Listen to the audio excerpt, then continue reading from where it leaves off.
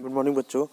हम class 10th में नया चैप्टर स्टैटिस्टिक्स के बारे में आज डिस्कस करेंगे कि स्टैटिस्टिक्स होता क्या है।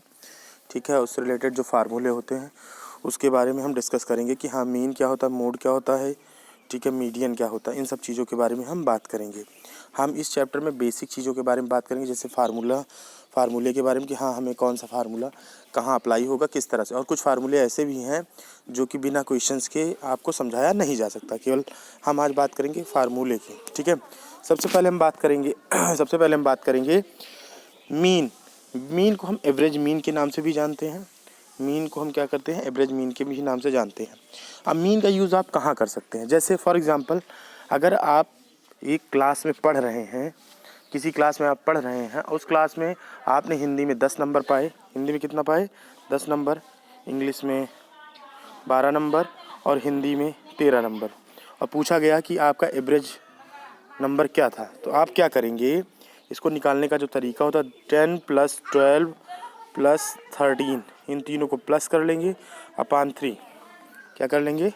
अपान 3, जिससे हमको ये पता लग जाएगा कि एक सब्जेक्ट में आपका कितना नंबर आया था।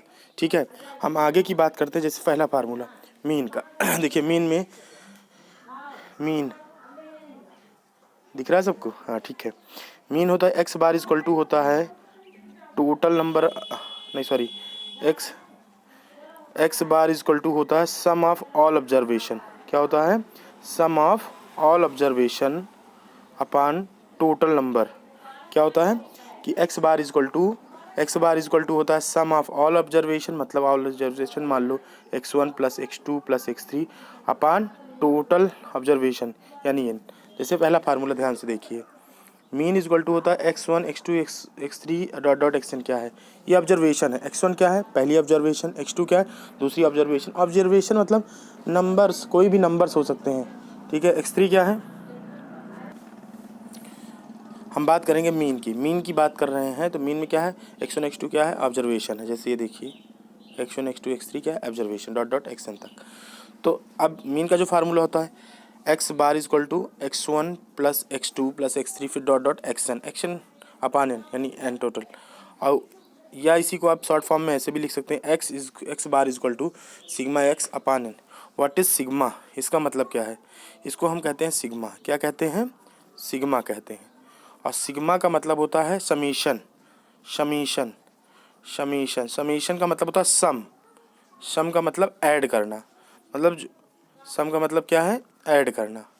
क्या है? ऐड। तो सिग्मा को आप कह सकते हो समीशन कह सकते हो, ऐड कह सकते हो, कुछ भी। ठीक है, ये है मीन निकालने का एक सिंपल फार्मूला।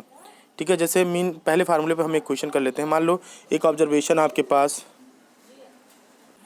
मान लीजिए एक ऑब्जर्वेशन आपके पास 1 2 3 है और इसका मीन निकालना। तो हम क्या करेंगे?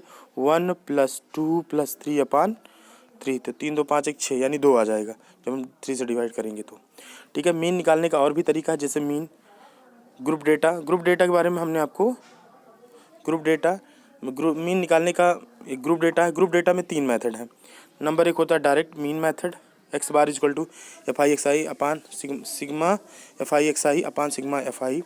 क्लास मार्क, हम क्लास मार्क वगैरह के बारे में क्वेश्चन कराते समय आपको बता देंगे, लेकिन आप जानते रहिए कि upper class limit plus lower class limit upon 2, ये है क्लास मार्क का फार्मूला। लिमिट्स क्या होती है? लिमिट का आपको क्वेश्चन में कुछ इस तरह दिया रहेगा, 10 से 20 और 20 से 30 ऐसे दिया रहेगा, 30 से 40, 40 से 50, 50 से 60 ऐसे दिया रहेगा, 30 से 20, 20 से 30, 30 से 40 ऐसा दिया रहेगा।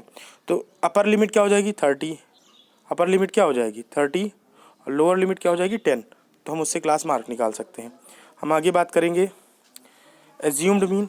हमें इसमें एक मीन को इमेजिन करना होता है, उसके बेसिस पर हम सॉल्व कर लेंगे। ऐसे ही अगला है स्टेप डेविएशन। ये सारे फार्मूले आपको याद होना चाहिए। स्टेप डेविएशन क्या है? जिसमें वेयर एच क्या होता है?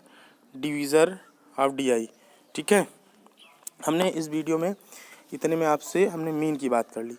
अब हम बात करेंगे मीडियन की, कि मीडियन क्या होता है।